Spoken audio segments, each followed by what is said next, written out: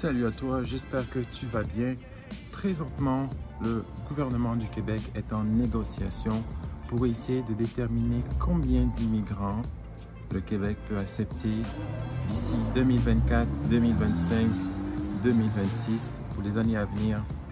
Combien d'immigrants seront acceptables et aussi quels seront les nouveaux critères établis pour accepter tous ces gens-là. Si vous ne le savez pas, le Québec a l'entière responsabilité de choisir le nombre d'immigrants, contrairement au reste du Canada qui est régi par le fédéral. Au Québec, c'est entièrement sous contrôle provincial. Je vous invite à rester avec moi jusqu'à la fin parce qu'on va voir dans quelques instants les déclarations de la ministre à ce sujet et j'espère que ça va vous aider à prendre des décisions éclairées concernant ce que vous devez faire pour faire partie de cette vague-là. À tout de suite. Bonjour à vous, bienvenue sur la chaîne de Travailler ou Étudier au Canada. Nous allons suivre dans quelques instants donc une vidéo de la première ministre Christine Fréchette, qui va parler du seuil d'immigrants qu'on peut accueillir. Autrement dit, combien d'immigrants on peut accueillir en 2024, 2025, 2026, 2027, comme je l'expliquais au début de ma vidéo. J'ai cru que cette vidéo serait importante à partager pour que vous sachiez un peu les réalités actuelles du Québec et du Canada. Donc, comment est-ce qu'on se situe? Comment est-ce que la question de l'immigration est traitée actuellement au niveau du gouvernement, au niveau politique? Je pense que vous devriez savoir ça pour vous préparer, peu importe où est-ce que vous êtes, que vous vous préparez à venir, même si vous êtes ici et que vous habitez déjà au Canada. C'est une nouvelle importante que vous devez savoir, surtout pour savoir comment vous préparer par rapport à ça et quelles sont les mesures que vous devez prendre par rapport à ce qui vous manque dans vos bagages pour faire partie de cette vague-là de personnes qui veulent s'installer au Canada. Alors, sans plus tarder, on y va et on écoute le témoignage de Christine Fréchette, ministre de l'Immigration. Pour essayer de comprendre tout ça, je joins tout de suite Christine Fréchette, qui est ministre de l'Immigration, de la Francisation et de l'Intégration. Bonsoir, Madame Fréchette. Bonsoir. Donc, c'est assez complexe tout ça. Là, vous présentez aujourd'hui deux scénarios. On l'a vu avec Simon. Mais selon vous, quel est le meilleur des scénarios et pourquoi? En fait, il n'y a pas de meilleur scénario là, de notre point de vue. Nous, on soumet deux scénarios pour les seuils d'immigration annuels pour la période allant de 2024 à 2027 parce qu'on veut entendre les gens sur ces deux options. On veut savoir quelles options rallient davantage les acteurs et on invite l'ensemble des gens qui sont intéressés par ce sujet-là à y participer. Donc, un des scénarios, c'est le statu quo, à savoir 50 000 admissions par année. L'autre scénario, c'est une augmentation graduelle et modérée jusqu'à atteindre 60 000 en 2027. Mais ce qu'on comprend, c'est que vous allez changer les règles aussi pour le français, mais est-ce que ces nouvelles règles-là vont s'appliquer aux deux scénarios ou seulement le scénario 2 avec 60 000? Effectivement, on a présenté aujourd'hui de nouvelles règles. Donc, on change complètement les règles du jeu quand il s'agit d'immigration économique.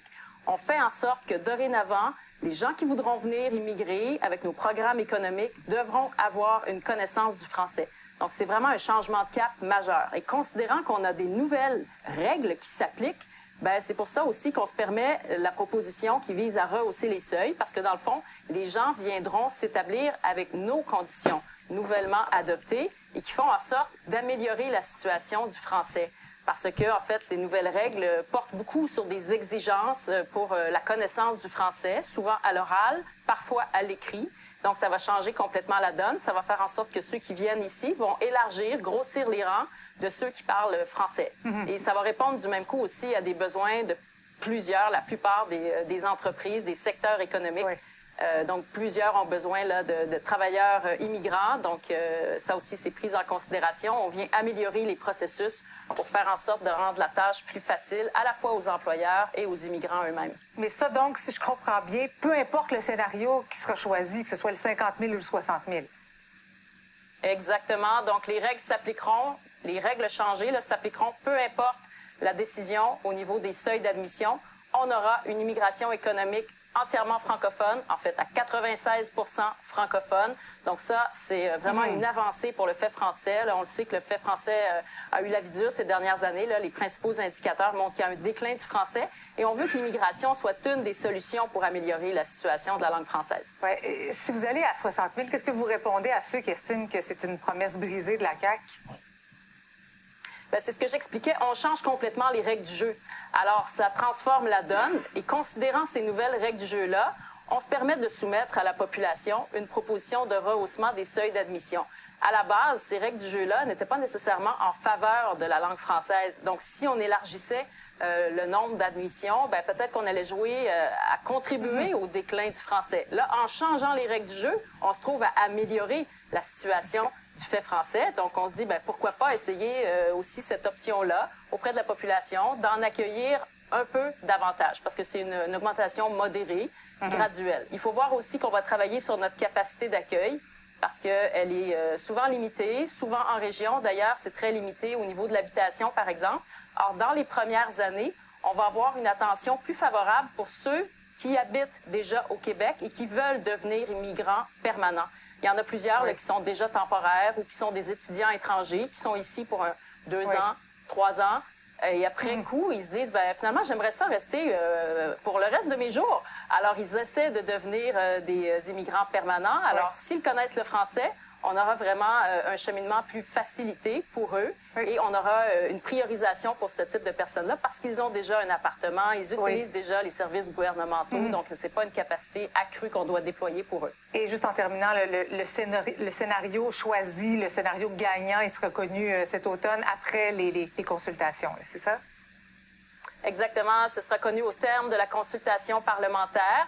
Donc, on va annoncer les dates prochainement. Là. Il y a des négociations qui sont en cours, mais on espère que ce sera assez rapidement là, au cours de l'automne. Merci beaucoup, Mme Fréchette. Merci à vous. Alors, vous avez écouté la ministre de l'Immigration, Mme Fréchette, et on se rend très bien compte à quel point les points qui ont été énoncés, messieurs, dames, vous qui écoutez cette vidéo, les points qui ont été énoncés, comme vous avez bien entendu comme moi, on parle ici de l'importance du français, de la question du français comme langue à ne pas négliger ici au Québec. Donc, je cite sous ces mots qu'elle a dit, on veut que l'immigration soit une solution pour améliorer la situation de la langue française. Que l'immigration soit une solution pour améliorer la situation de la langue. Ça veut dire qu'on veut accueillir plus d'immigrants francophones. Alors, qu'est-ce que ça veut dire pour vous? Ça veut dire que si vous êtes un immigrant, que vous êtes ici au Canada, au Québec, et même encore plus si vous êtes à l'extérieur, vous devez considérer les cours de français pour augmenter votre niveau. Si vous parlez déjà français, c'est correct, c'est parfait, c'est ce qu'on veut. Mais vous savez que la plupart du temps, dans vos dossiers, on vous demande des tests de français pour voir où est-ce que vous vous situez. Donc, si vous avez un centre comme le TE, où vous pouvez aller passer le TEF, l'Alliance française, qui est un peu partout en Afrique, allez faire vos tests avec l'Alliance française, allez reconnaître, faire vos équivalences. Aussi, l'Alliance française qui fait passer tous les tests des immigrants pour le Canada, c'est vraiment cet organisme-là qui a le mandat de vous faire passer vos tests, vos reconnaissances linguistiques.